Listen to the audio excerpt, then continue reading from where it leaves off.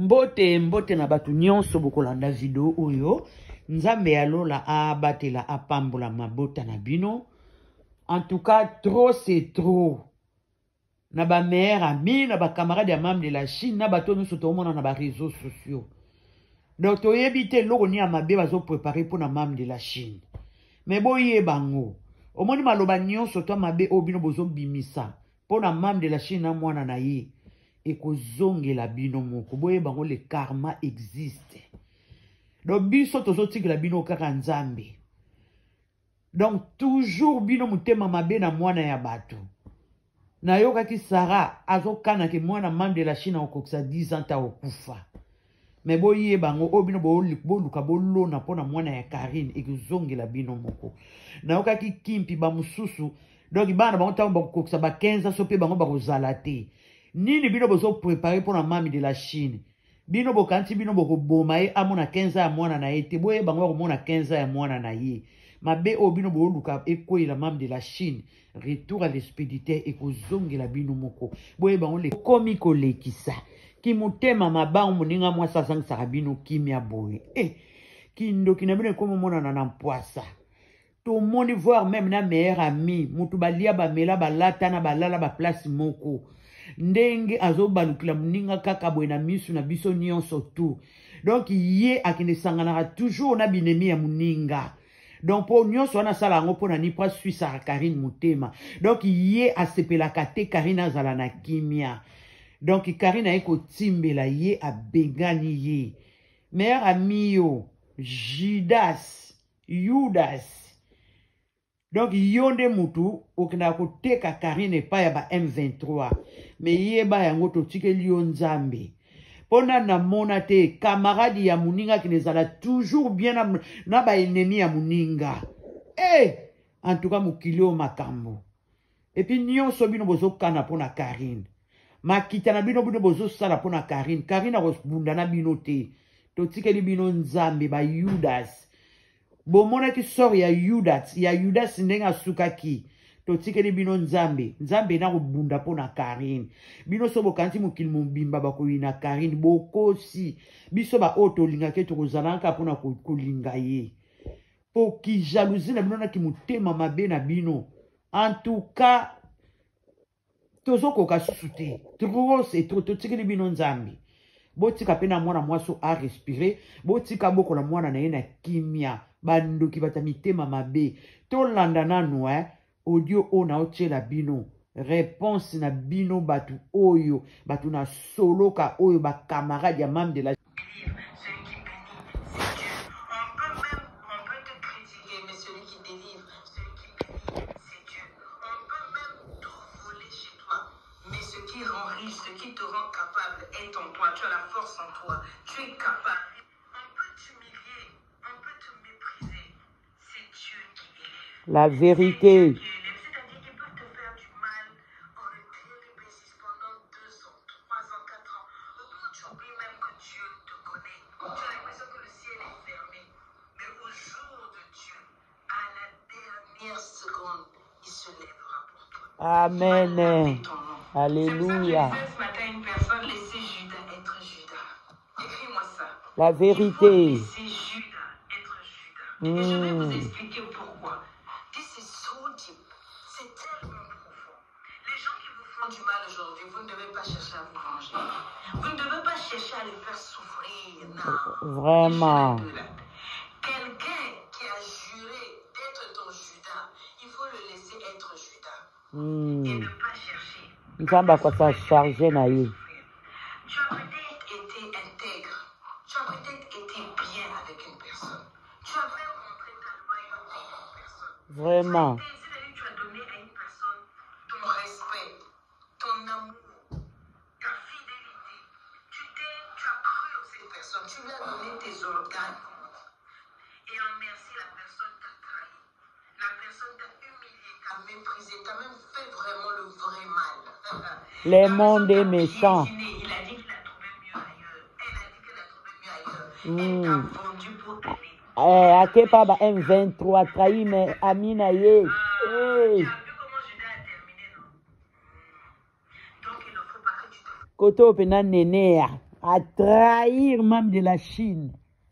Andimia ke sangane na ba M23. Ake ko sangana binemia sangana binemia muninga. Oh là là, le monde est méchant.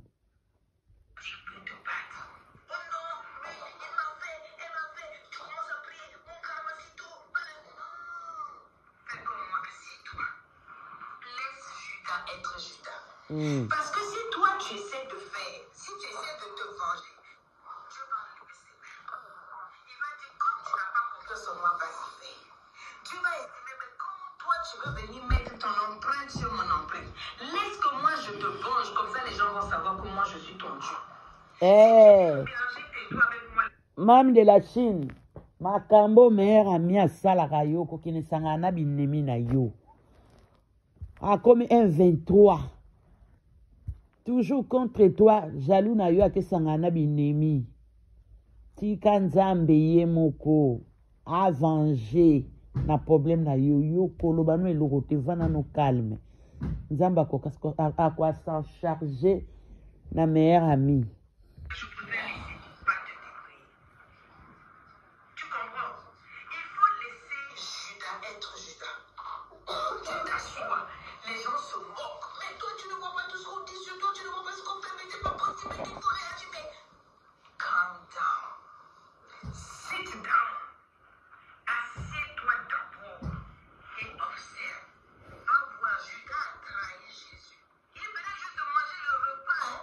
Vraiment. Jésus a offert. Un repas, non. Le cœur de l'être humain. Les personnes qui te font du mal n'ont pas de conscience. Vraiment.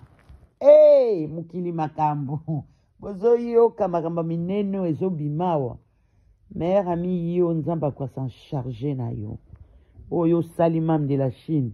Toujours ko sangana binemi na ye. Toujours ko trahir muninga. Muninga toujours à l'accès ko loyauté. Yo. La personne qui t'a fait du mal, c'est-à-dire a éteint sa conscience. Tu lui as fait du bien. La personne a dit que le jour même où tu l'as fait du bien, je m'en vais te faire du mal. Hey. Le jour où tu as accepté même d'être ma femme, c'est là où je vais te tromper. Le jour où tu m'as recruté dans ton entreprise, à ce jour, je vais détourner tes millions, etc. Mukili makambo. C'était quoi la fin? Judas n'a pas fait quelque chose de bien. Il a pris l'argent. Quand il s'est pendu, l'argent est tombé à ses pieds. Il n'a rien fait de mauvais. Ceux qui te font du mal n'iront pas plus loin que ça. Leur karma est sale. Ce que tu sèmes là, c'est ce que tu moissonnes. En tout cas, c'est la vérité. Hé hé. Ba mère ami atozo mona. Andimi do akomi na Yudasi. Likolo a jalousie ya mbongo ya makamba mukili. Bino ba Yudasi. Si tu sèmes du mal, tu vas moissonner du mal. Ah. C'est pour ça que toi, tu ne dois pas chercher à te battre avec ces personnes. Laisse-les partir. Ils ont estimé que tu n'es pas bien. Laisse-les partir. Ils ont estimé que tu es nul. Laisse-les partir. Ils ont estimé que tu es bête. Toi, tu ne vois rien. Tu n'as pas de connexion. Tu n'as pas de réseau. Toi, tu es nul. Tu es dépassé. Oui, c'est pas grave. Laisse-les partir. Laisse Dieu laver ton karma. Laisse Dieu répondre. Mami de la Chine, tika bango ba kende. Koloba na okutu eloko te. Nzambe ye moko. Akobundela yo. Na bolamu oyo salaka envers ba camarade na yo. Lelo o ba camarade no ba baluki lo ba pisi yo mukongo ba kesangana binemi na yo. Tika nzambe ye moko abunda. Tika nzambe ye moko abunda. Ki loyauté na yo ekoganga toujours. Laisse Dieu répondre. Je sais que c'est pas facile ce que je dis. Mais non, quand tu fais ça, les gens te conseillent. Je préfère être bête. Et puis voir Dieu me venger. Ton Dieu là, il a une bouche. Ton Dieu là, il a des mains. Quand il frappe fort et ça fait mal. Quand ton Dieu donne un coup de poing, c'est pas comme toi. Toi, quand tu vas te donner un coup de poing, tu vas même avoir mal. Quand tu vas te battre avec la personne, on va te rouler dans la boue. Tu vas s'arrêter. Tu vas déchirer tes amis. Mais Dieu là, quand il t'a roulé dans la boue, il ne se salit pas. Il peut tuer, lui, il va pas en prison. Toi, si tu tues, tu vas en prison. C'est pour ça que je dis laisse. Tu n'es pas né au hasard. Mam de la Chine, tika bango, nzambe ye moko abundela yo. Nzambe oyo abundelaka bana na ye, aolongisaka oka toujours. Ça fait trop mal, hein, comment on a makambu et les cas envers yo, na ba camarade na yo, na ba connaissance na yo. Nzambe mukwa bunda yaya, yo vanda kaka nye, ki loyauté na yo ekoganga. Toza kakawa. Ça fait partie de ton expérience. Ça fait partie de tes leçons de vie. Tu dois apprendre, tu dois passer par là. C'est normal. C'est comme ça que Dieu travaille. C'est pour ça que je vous parle toujours d'un karma. Je vous fais des story time, vous rigolez, mais je suis en train de dire une chose, c'est que le karma existe. Dieu existe. Les karma existent, même de la Chine. Au moins, on a sur bazolo kaba saloma be. Bazo ba msuve mazolo ba kineti ba muviola. Na kubo marieta na kisi. Ya même de la Chine tikela nzambe. Karma iko kanga bango. Nazoka ba msuba bazolo ba. Neti kimpi azolo ba. Okokoksa pa ba msuba okoksa ke donc ba msusu donc ba koma na 15 ya bana na bango te ba kokufa. En tout cas, même de la Chine son atikela nzambe. Karme ko kanga bango mabe o bango bazo lukela yo na mwana na yo. Deuxième nom de Dieu, c'est le temps. Tikela nzambe temps, tikela nzambe moko agir. Po makamto ko mona na réseaux sociaux oyo eza so normalité. Mususu kuna oya Kishasa kuna Sara o mona no akokisa 10 ans ta kokufa. Mususu kuna ba musuba ko mona bana bango ta après 10 ans. Donc nini bozo bongisa? Nini bino bo préparer pour na Karine na mwana na ye. Bandoki. Omoni nyonso bino bo luka pa membre de la Chine. Boye bango karma existe. Et ko zonge la bino moko. Mouvi la pena zolo ba okini boma mwana ya Karine na fétiche. Donc pona ya zo mona fétiche eleki nzambe. Bino. Loba membre de la Chine en salara bino atabola moko te. Kimpi wana yolo fondra chaîne no ba chinois mbachaka au poids. Pour chaîne nous à la monétiser. Mais lelo yo okoma yo comment futa membre de la Chine yango. Ma benyon so bo lukila membre de la Chine boye bango karma existe et ko zonge la bino moko. Ba o nyonso ba lo babana ya mwana Karine akoksa 10 ans te akokufa. Karma ko zonge la bino moko retour à l'expéditeur za biblique. Mu viola yo zo bo ke bo mwana Karine na kisi mwana nano bo na kisi. Obosani ke tozana nganga ya banganga Seigneur Jésus-Christ de Nazareth. Au moins ma benyon so bo lukila membre de la Chine ko zonge la bino. Mère ami. Li koloka ramuninga sali émission moi blague. Pona yi atomulo ma peka ko ganga na réseaux sociaux pas se pesa bino ba 123. Yuda teka ki Yesu Judas. Boye bo mona ko ekomela ki to zakaka awa. Mère amie. Donc, ça fait trop mal, mais karma existe. Nzamba kufuta bino. Karine vanda na yo. Boko la mwana na yo. Talaka nani kusola na talaka nani kulia na ye. Nzamba za au contrôle. Aolongi so toujours. Yon sone lo resala rabino ki mutema mabe na jalousie bukoka ku supporter étoile oyo muninga zana ngote. Yango bino nyon surtout na ba camarades na bat oya ba M23 bo sangani bolinga bokoma ye me bokoma ye te surtout muta okam sanga meilleur ami na ndima kite meilleur ami abana ikoluka tioli dusu ya kobimela po ya kogangela membre de la Chine devant monde entier ekangi nango pete sa nango eloko te siko nana zolela yo moko meilleur ami milo na milelo bon mona banzembo azo chate azo regretter andima kite muninga ki